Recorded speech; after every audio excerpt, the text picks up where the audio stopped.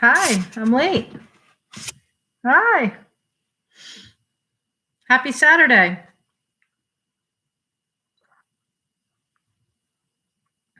Saturday, April 17th, 2021. Saturday, 3:07 on my computer. It's probably about right. I'm a few minutes late. It's that time on Saturday when the building is closed and the hum of all the equipment and machines is silenced. Sort of it's like this instant decompression. Hi, Dad. It was sunny for a bit there. We just picked up outside. It was sunny. I don't know if it's sunny now, though. I got to tell you, I think it just was sunny for like a minute. That was it. 1 minute. I'm not sure. Well, welcome to Frankenstein Tea for Saturday. I'm going to do a Wallace Stegner story today. I don't really know what that means, but I feel like, with a book this size of short stories, you have to be somewhat good at it. Wallace Stegner. He may not even be alive. He looks like he's pretty old.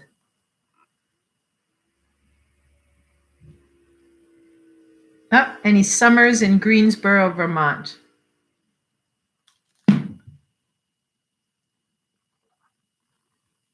Let's see what I got for you today. I thought about that one that I did yesterday, Dad. Wow, right? It was a hard one, but it was good that we did that in the as the pandemic continues and people are getting COVID. Boy, people have COVID. Why are people getting COVID? Wash your hands, keep your distance, wear your mask. Don't get COVID now. That's, don't do it. So it was good, I thought, that we did a little tribute to people that had passed and for people that are dealing with people that had passed. So I felt good about that. That was a tough story, but it was, had its moments. Okay, here we go today. This is the Collected Stories of Wallace Stegner. This book we've had since 1995. This is like an old one in the collection. 1995 is getting old. Its original copyright, not for this book, was 1938. That's getting there. 1987, I think, is this copy. Stegner, Wallace, short stories, Collected Stories of Wallace Stegner.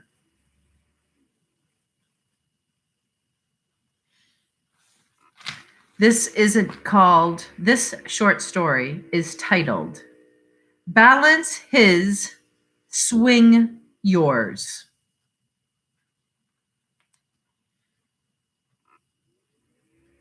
The ping of tennis rackets was a warm summer afternoon sound in the air as Mr. Hart came up through the hedge.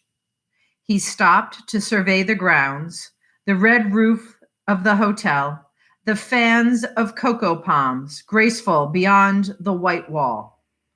Past the wall, the coral rock broke off in ledges to the beach, and beyond the sand was the incredible peacock water of the Gulf. February. It was hard to imagine with that sun, the brown skins of the bathers between the palms, the ping of rackets. The whole place, to Mr. Hart's Colorado eyes, was fantastic. Hibiscus and bougainvillea and night-blooming jasmine. He squirmed his shoulders against the itching warmth of his first sunburn, caught the previous afternoon, and ruminated on the hardly believable thought that too many people this summer in February paradise was a commonplace thing.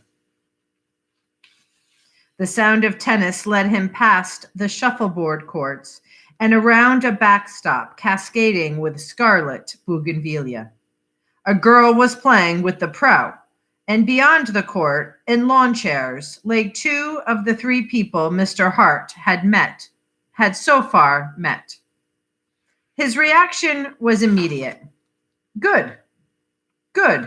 It was the two boys, not the impossible Englishman who had descended on him at breakfast.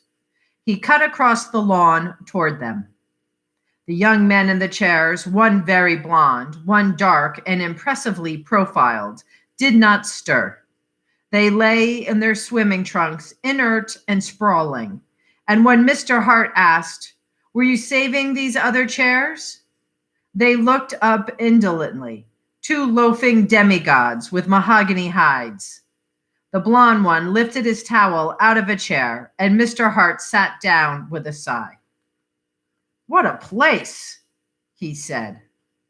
The blond one, Thomas, Mr. Hart remembered, turned his head. He seemed a pleasant sort of boy. "Like it?" he said. Mr. Hart lifted his hands. "It's incredible. I had no idea. I've never been down before. Even the fishing boats coming in the evening are a nice institution. Have you tried the fishing?" "Once or twice," Thomas said. He slumped further down in his chair. Mr. Hart found a pack of cigarettes, stretched to pass them over Thomas's body. He got a shake of the head, no thanks, from the dark one, Tenny, but Thomas took one. "I've been thinking I might hook up with a party," Mr. Hart said. "This water fascinates me. The water and these silly little mangrove islands. I've read about mangroves all my life, never saw one. Now I find they're not islands at all, not a spoonful of dirt in them, just clumps of ocean-going shrubs." "Yeah," Thomas said. He lay with the cigarette between his lips, his eyes lidded like a lizard's against the sun. Tenny seemed to sleep. "I guess I interrupted your siesta," Hart said. "I just can't get over this place. I'll keep quiet now." "Not at all," Thomas said, but Mr. Hart leaned back and watched the tennis. He had no desire to intrude on people, and it was good tennis to watch, he admitted. But Eastern tennis, the rhythmical and somehow mechanical tennis of people who learned the game as a social accomplishment. In an obscure way, he felt superior to it. He had learned in a different school, municipal hard courts, worn balls. Still, he felt he could lick 3 out of 4 of these mechanical marvels. His eye was caught by Tenny's feet, big, naked feet, arched like the feet of a statued Mercury, and brown as stained wood, the leather thongs of the sandals coming up between great and second toes. They struck him as arrogant feet. The boy had a lordly air, sure enough. There was something really admirable in the way he and his companion lolled. This was their birthright, and their arrogance was simply acceptance of something perfectly natural and right. The blond youth turned, and Mr. Hart nodded toward the court. "The girl has nice shots." "One of these tennis drunkards," Thomas said, "lives tennis 24 hours a day." "I like to see that," Mr. Hart said. "I like to see people simply dissolve themselves in the thing that interests them. I can remember when I was that way about tennis myself." "Oh," Thomas said. "You're a tennis player?" Mr. Hart shrugged deprecatingly. "I used to be, in a way. Haven't done much with it since college. Just a game now and then." "What college?" "I grew up in the West," Mr. Hart said. "Went to the local cow college." Tenny leaned toward them. "I hate to interrupt," he said, "but look what's bearing down on us." He jerked a thumb. The impossible little Englishman in his pink polo shirt was walking springingly on the balls of his feet down the path from the cocktail garden. "Oh my God," Hart said. The two were both looking at him. "Has he got to you too?" Tenny said. His look of distaste had dissolved into cynical amusement. "For an hour at breakfast," Mr. Hart said. "Why can't people like that go to Miami where they belong? Maybe we ought to run." They smiled, their relaxed, indolent smiles. Lie and take it, Thomas said. That's the least painful way. Mr. Hart slid down in his chair and prepared his muscles for the relaxed indifference with which this interloper would have to be met. But what a blowhard, he said. Did you know he was being bombarded from all sides to write a play for Cornell? My God. He shut up abruptly. In a moment, the British voice, vulgar British voice, Mr. Hart thought, was right above him. Ah, it said, taking a little sun? Hello, Thomas said, pleasantly enough. Tenny looked up and nodded. So did Mr. Hart. It was a cool reception, but it wasn't cool enough, Mr. Hart thought, for this rhinoceros to feel it. Topping day for it, the Englishman said. He sat down and took out his pipe, watching the tennis game while he filled and lighted. His fingers, holding the blown-out match, waved gently back and forth. She's not bad, you know, he said conversationally. Pity she doesn't have a sounder backhand. Mr. Hart regarded him coldly. What's wrong with her backhand? He said. Not enough follow-through, the Englishman said, and she's hitting it too much on the rise. Tenny said, grunting from his slumped chest. She ought to be told. The Englishman took his pipe from his mouth. Eh? You ought to put her right, said Mr. Hart. All he got was a grin and a wag of the head. Not in front of these pros, you know, the beggars they think they know it all. Mr. Hart impatiently recrossed his neatly creased legs. You sound as if you were an expert, he said, with just the suggestion of a slur. It was exactly the right tone, ambiguous without being insulting. Sooner or later, anybody confronted by that tone would begin to wonder if he were wanted. Know a bit about it, the Englishman said. He waved his pipe at the court, talking too loud. Watch her forehand, too. She's cocking her racket up too much at right angles with her wrist. His head moved back and forth, following a fast rally. So's the pro, he cackled. So's the pro. Swelp me. Look at him. The ball, said Mr. Hart, seems to be going back and forth pretty fast. Ping pong, the Englishman said. Anybody who hit it instead of slapping it that way would have to put it away by now. Tenny was lying back staring at the sky where a man-o'-war hawk alternately soared and sped on dark bent wings. Tenny was like a hawk himself, Mr. Hart thought, dark and built for speed. The Mercury foot and the arrogance to go with it. He was built to run down little web-footed gulls like this Englishman and take their fish away from them. But all he did was stare at the sky and wag one foot over the footrest. Thomas, ordinarily more talkative, now seemed to be asleep. Mr. Hart simmered. It had been very pleasant, very quiet, very friendly, till this terrier with the big yap butted in.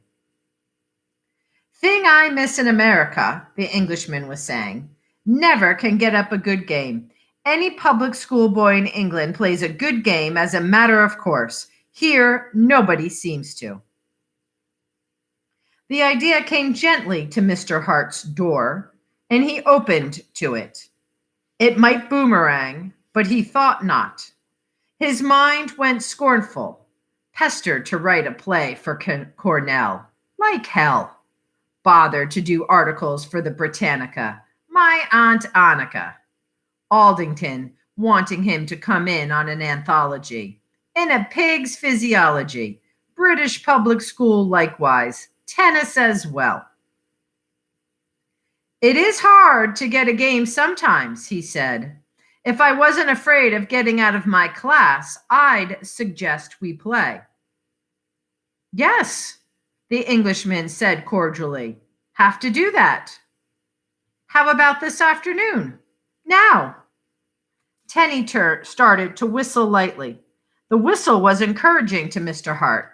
It said, go ahead, pin his ears down. This weather might not last even here, Hart said. Little exercise do us good. That is, if you'd step down to my level. Oh, step down, the Englishman said. Not at all. Let's have a set then. The court'll be empty in a minute. The Englishman knocked out his pipe, looked back toward the empty cocktail garden, puckered his lips. He had a pulpy nose and prominent teeth. I didn't bring a racket, he said. Perhaps the pro will have some. The Englishman rose. Very well, he said. I'll go pop into my things. He went toward the hotel, walking springingly, a preposterous, lumpy little blowhard, and Mr. Hart dropped a look of grim anticipation at the two lazy, amused youths. The international matches, Tenny said. Shall I cry, well struck, Cow College, now and again? Don't encourage me, said Mr. Hart. I might start shooting for the little stinker's belt buckle. The Englishman looked even more preposterous in shorts than he had in polo shirt and slacks. His muscles were knobbly. His bones stuck out like the elbows of characters in comic strips. Mr. Hart, leading the way onto the court, was aware of the young men watching from their somnolent chairs. It was as if he had made them a promise.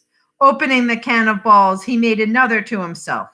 He was going to play every shot as if dollars depended on it. Here we go, he said cheerily, and wafted a warm-up ball across the net. From the very awkwardness of the Englishman's run, he knew his plan was not going to boomerang. The goof looked as if he'd never been on a court before. This, he told himself happily, was murder. It was a murder that he enjoyed thoroughly. For 3/4 of an hour, he ran the Englishman's tongue out, tricked him with soft chops that died in the clay, outran him with topped drives into the corners, aced him with flat services, left him going full steam in the wrong direction for an occasional American twist. He was playing carefully himself, not hitting anything too hard until he got a kill, and then plastering it with everything he had. He blessed the high altitude and worn balls of his youth, which had made him learn to murder a high ball. The Englishman's game, when there was any, gave him little to hit except soft high bouncers, big as a basketball and begging to be swatted. As he went about his methodical mayhem, his amazement grew. The Englishman didn't have a thing. Then why in the world would he have the consummate gall to talk the way he had? Mr. Hart could not imagine, but he saw the two watchers in their chairs, and his unspoken compact with them kept him at the butchery. The Englishman got 6 points the first set, and his face was a little strained as they changed courts. You bloody upstart, Mr. Hart thought. This is where you learn to be humble. He stepped up to the service line, prepared to skunk the Englishman completely, never give him a point. In the middle of the set, the two young men rose and stretched and picked up their towels. They lifted their hands and walked off toward the bathhouses, and Mr. Hart, a little disappointed at the loss of his audience, went on finishing the thing off. The Englishman was feeling his shoulder between shots now. Obviously, thought Mr. Hart, he has pulled a muscle. Obviously. At 5-love, the Englishman walked up to the net. I say, do you mind? I seem to have done something to my shoulder here. Can't seem to take a decent swing. Mr. Hart picked up the ball can and his sweater.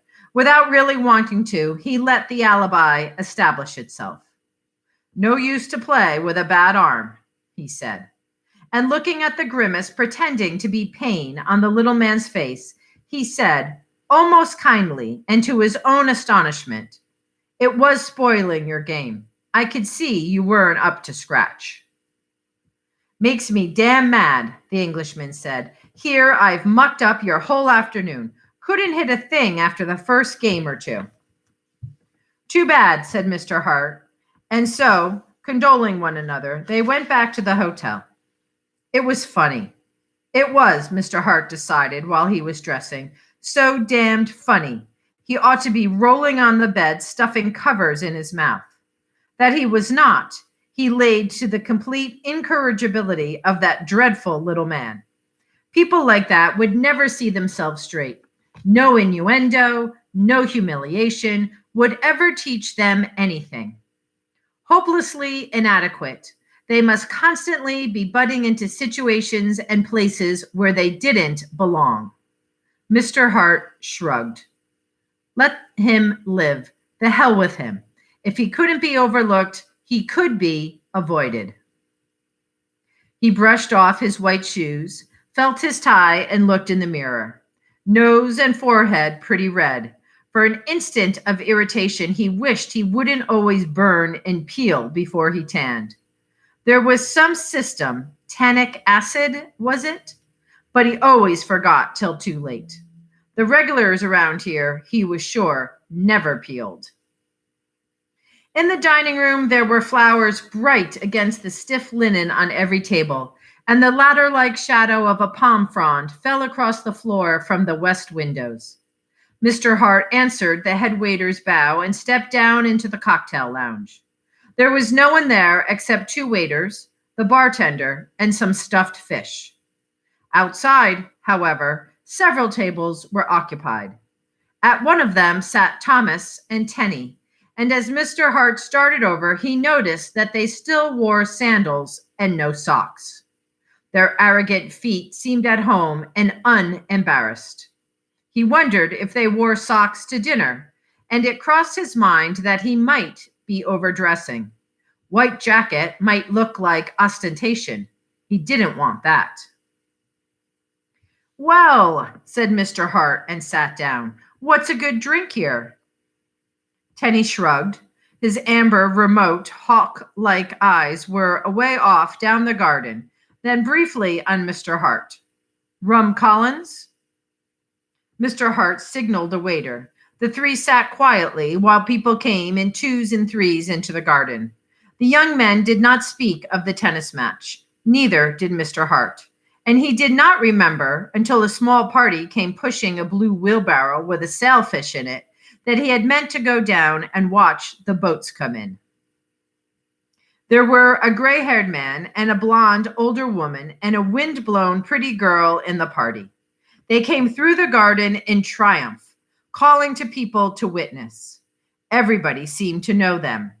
Everyone got up and crowded around and admired. Thomas and Tenny went over with their glasses in their hands, and Mr. Hart rose but did not want to push in. 59 pounds, the girl said, and I caught it, little me. The tempo of the garden had picked up. The lazy afternoon was already accelerating into cocktail hour, dinner hour, the evening dance. Mr. Hart, standing at the edge of the crowd, thought what really pleasant fun it would be to spend a day that way. The fishing party seemed pleasant, agreeable people, and it would be fun to catch a thing like that sailfish. Lovely to see him break the peacock water. Come on, the girl said. I'm buying the drinks on this one. She hooked arms with Tenny and Thomas. The gray-haired man picked up the handles of the wheelbarrow, and they went up the garden to a table under the hedge. Mr. Hart stood a moment alone. Then he sat down. The chatter, the bright afternoon sounds went over him, and he heard the fishing girls' brittle tinkle of laughter. The long light of evening lay over the palms and the flowering trees and the golf green lawn. Waiters tipped the umbrellas sideways and lifted the steel butts from the holes and stacked the canvas against the hedge. Mr. Hart watched them. His eyes went beyond them to the party at the hedge table. Tenny and Thomas leaning forward, no languor about them now, their talk animated. Beside his own table, he saw his immaculate buck foot. It irritated him somehow, and he put it out of sight. The bronze feet of Tenny and Thomas, he noticed, were in plain view as they tipped their chairs forward to talk to the fishermen. The dead fish's fins stuck up from the blue wheelbarrow like a black violet lacquered fan. It was while he watched them that the cold finger touched Mr. Hart, and he knew what it was. The garden was full of people now, brown-faced, casual. They were necessary, Mr. Hart thought, to complete the picture. The whole garden, tipped with light through the palms, was like a Syrah, and he sat alone, outside the picture. There were 2 rings of moisture on the enameled table left by the glasses of Tenny and Thomas. Very carefully, Mr. Hart squeegeed them off with his thumb and finger and wiped his hands on his handkerchief. When he looked up, he saw the Englishman, fantastically white and slug-like in this garden of brown demigods, standing in the doorway of the lounge in white jacket and ascot tie, looking around the tables. For an instant, Mr. Hart hesitated. He heard the brittle chatter and laughter from the other tables. His elbows felt the tug of hands, heard the voices saying, "Come on, let's have a drink on it." His bronze face felt the sun as he went with the others across to a corner table. His fingers went around the cold glass, raised it. With his other hand, he signaled the Englishman standing in the doorway.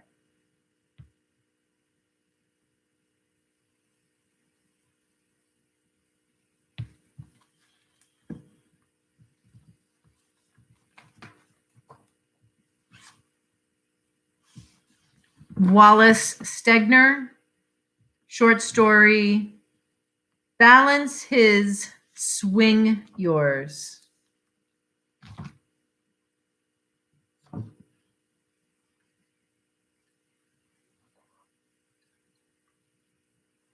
Saturday afternoon, definitely worth a re-listen.